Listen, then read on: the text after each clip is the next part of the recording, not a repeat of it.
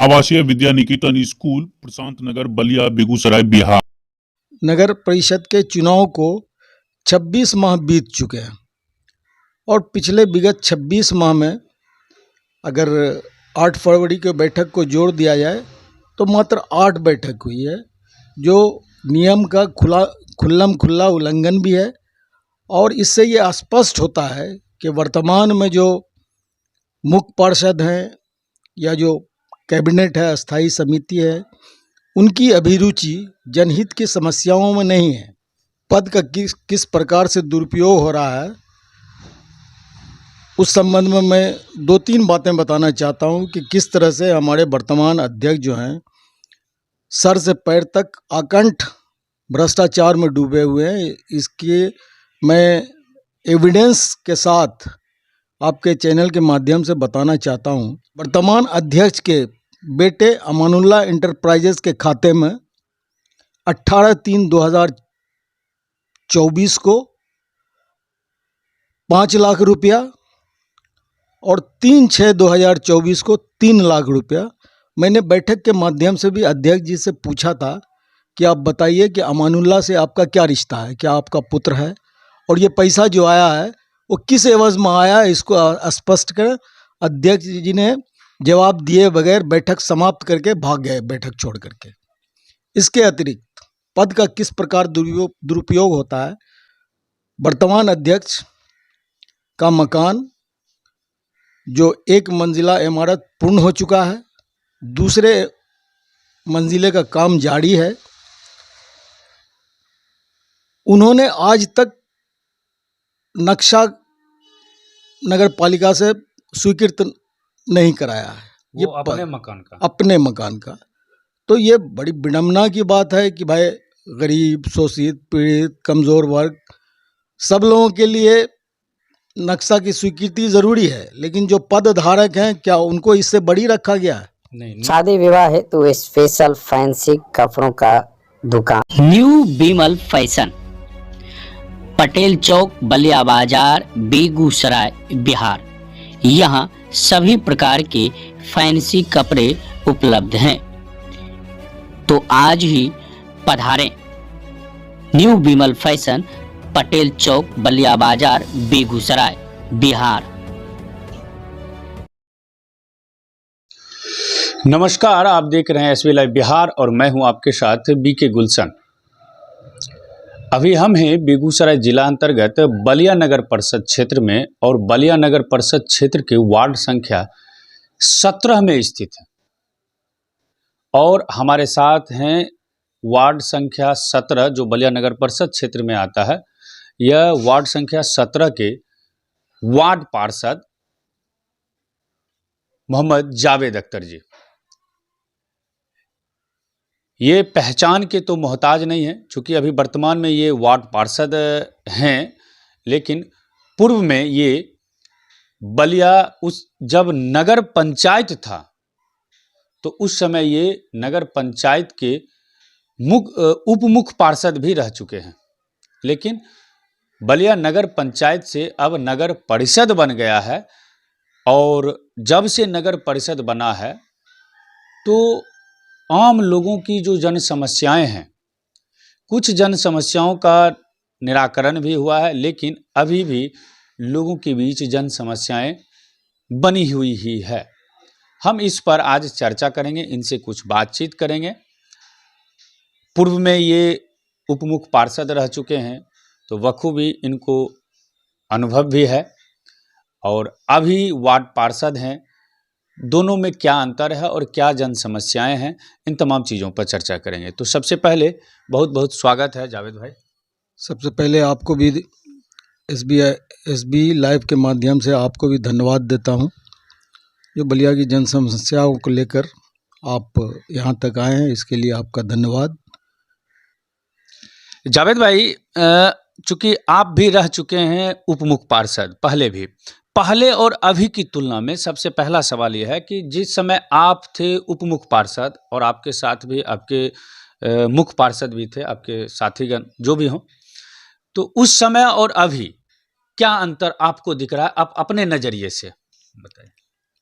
जहाँ तक मेरा सवाल है, कि पहले और अब में, पहले जब नगर पंचायत हुआ करता था और अब नगर परिषद में ये परिणत हो चुका है, बलिया नगर परिषद बन चुका है, तो तब और अब के बीच अगर अंतर को कहने के लिए मुझसे पूछा गया है तो सबसे बड़ा अंतर यह है कि हम लोग माने टीम वर्क के साथ बलिया के जन समस्याओं को अपने माध्यम से बोर्ड की बैठक में, अस्थाई समिति की बैठक में, उस पे बहुत ही मतलब समय सीमा के अंदर नगर पालिका के अधिनियम में ये स्पष्ट उल्लेख किया गया है कि प्रति माह बोर्ड की एक बैठक होनी चाहिए और महीने में अस्थाई समिति की 2 बैठक,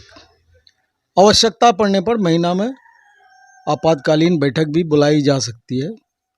तो हम लोग नियमित रूप से हर माह बैठक किया करते थे, जन समस्याओं को, लोगों के जन समस्याओं को सामान्य बोर्ड की बैठक में रखते थे और उसके निराकरण पे आपस में विचार विमर्श करके उसका निदान करने का प्रयास करते थे। भले ही उसमें कुछ कमी रह जाती थी, लेकिन अब क्या है कि नगर परिषद के चुनाव को 26 माह बीत चुके हैं और पिछले विगत 26 माह में अगर 8 फरवरी के बैठक को जोड़ दिया जाए तो मात्र 8 बैठक हुई है, जो नियम का खुल्ला उल्लंघन भी है। और इससे ये स्पष्ट होता है कि वर्तमान में जो मुख्य पार्षद हैं या जो कैबिनेट है, अस्थाई समिति है, उनकी अभिरुचि जनहित की समस्याओं में नहीं है। जनहित की समस्या अगर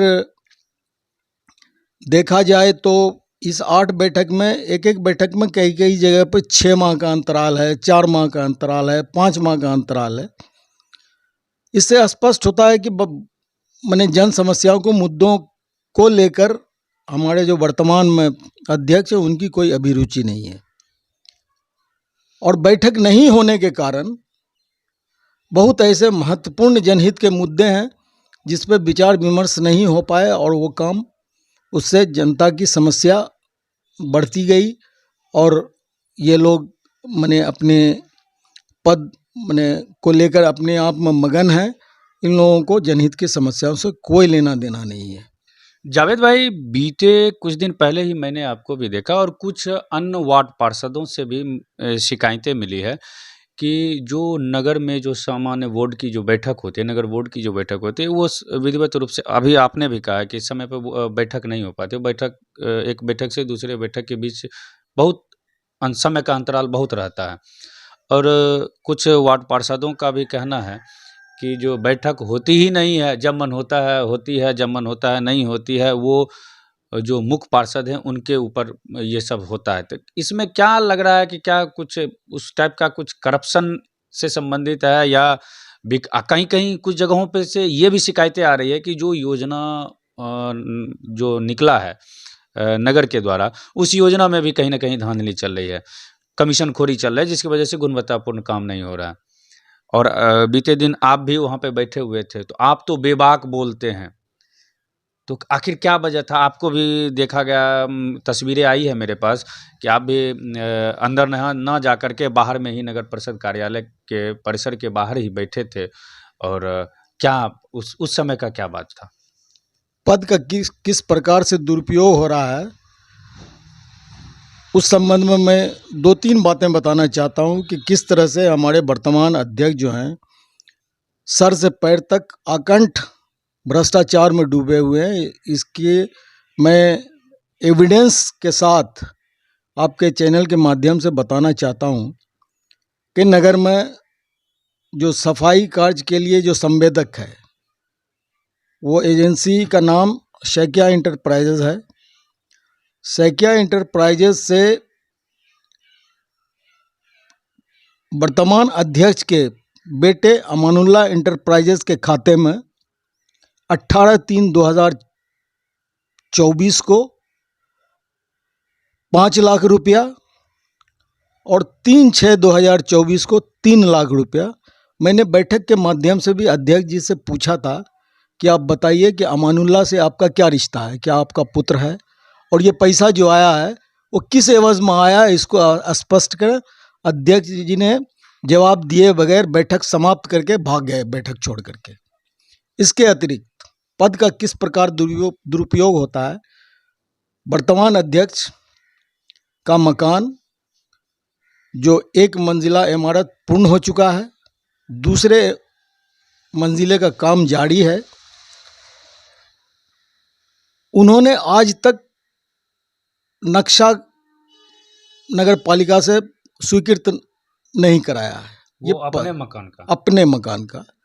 तो ये बड़ी विडम्बना की बात है कि भाई गरीब, शोषित, पीड़ित, कमज़ोर वर्ग सब लोगों के लिए नक्शा की स्वीकृति ज़रूरी है, लेकिन जो पद धारक हैं क्या उनको इससे बड़ी रखा गया है? नहीं, नियम तो एक और जैसा है। नगर पालिका अधिनियम के अनुसार अगर नक्शा की स्वीकृति के बगैर कोई मकान बनाता है तो वैसे निर्माण को अवैध निर्माण माना गया है।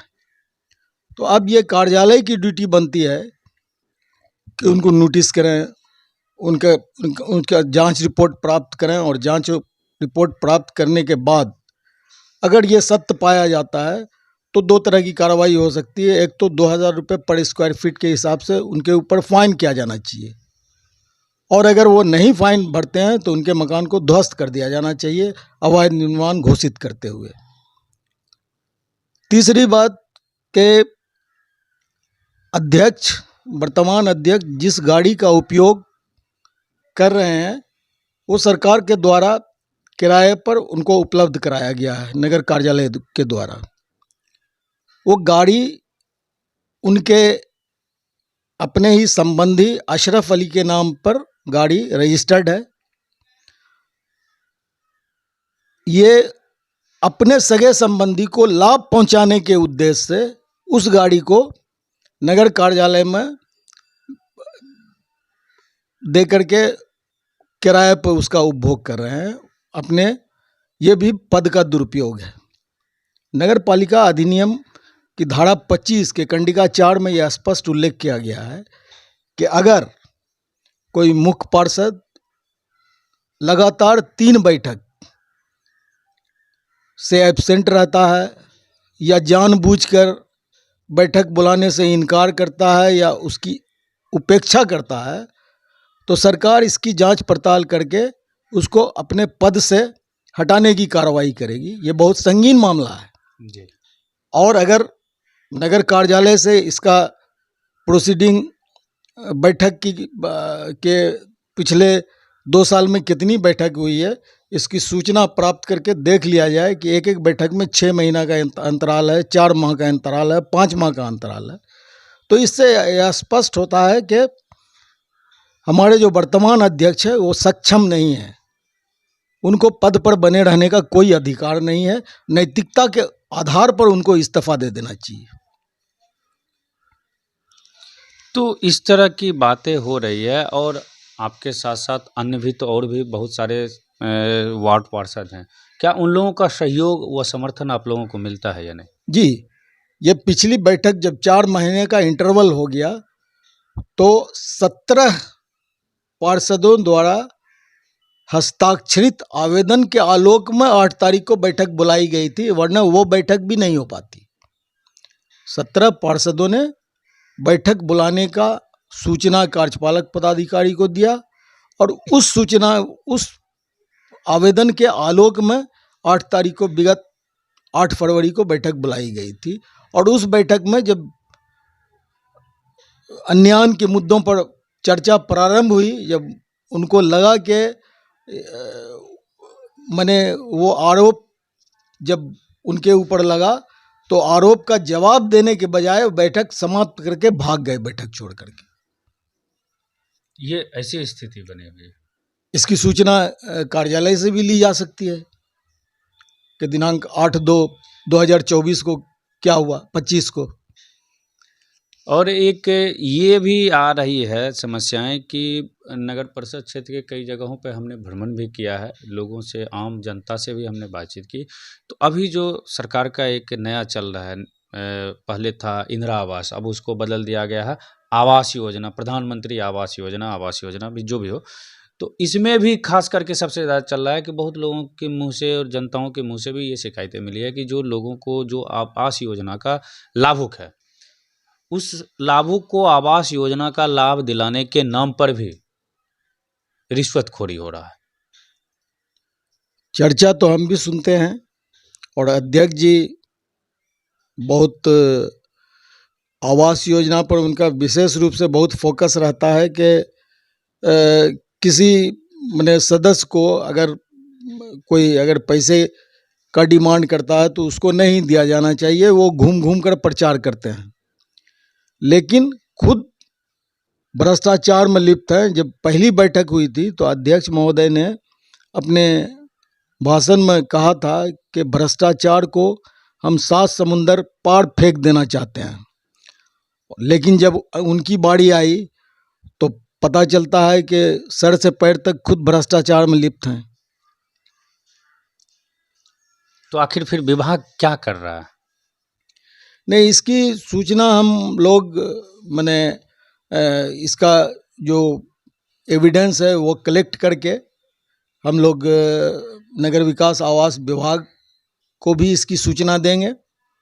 इसके अतिरिक्त अगर जो इनकी क्रियाशैली है, बैठक से मुंह मोड़ना, जन समस्याओं से मुंह मोड़ना, ये सारे एविडेंस कलेक्ट करके ज़रूरत पड़ी तो हम लोग इसके विरुद्ध हाई कोर्ट भी जाएंगे।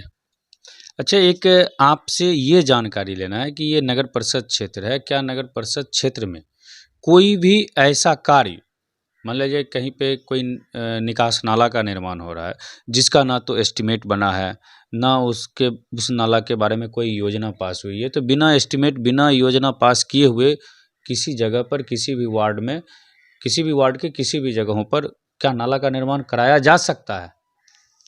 नहीं, बिल्कुल नहीं।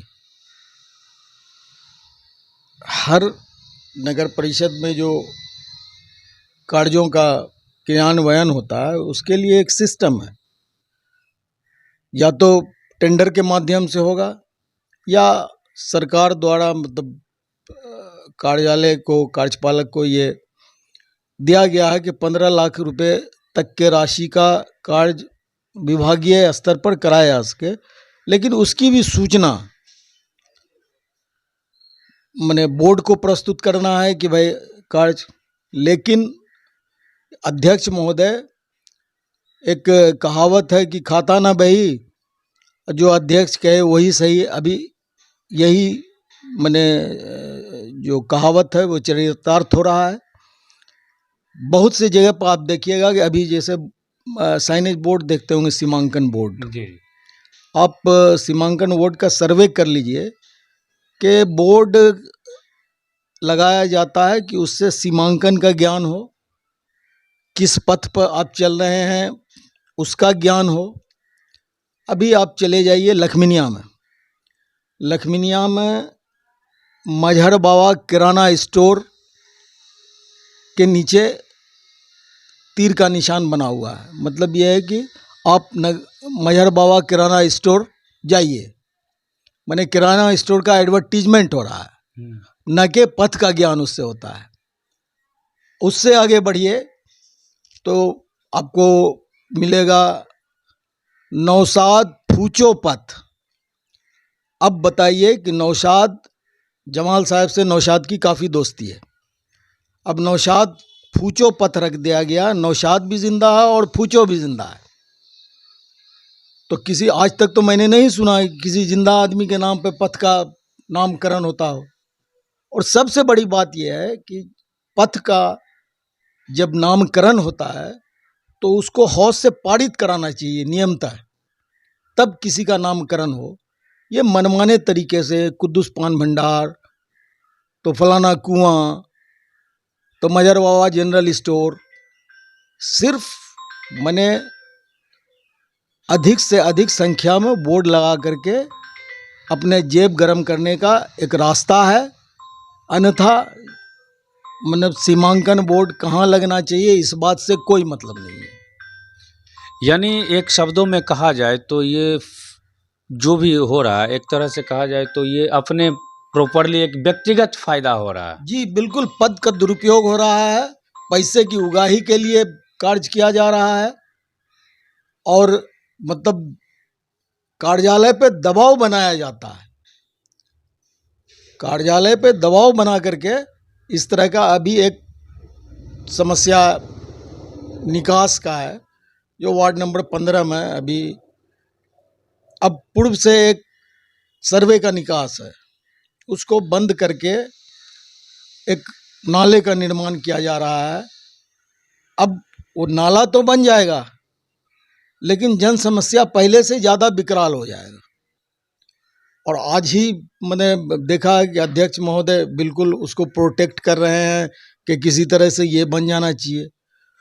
बहुत सा सड़क आप भी अगर सर्वे कर लीजिएगा, बहुत से सड़क पे इस तरह से कार्य हुए हैं जिसका लाइफ अभी 10 साल था, लेकिन एक आधार बनाया गया कि इसको बने हुए 5 साल हो गया है, इसलिए उस पर कार्य होगा, उस पर कार्य चल रहा है, जबकि उस सड़क का अभी 10 बरस और लाइफ था।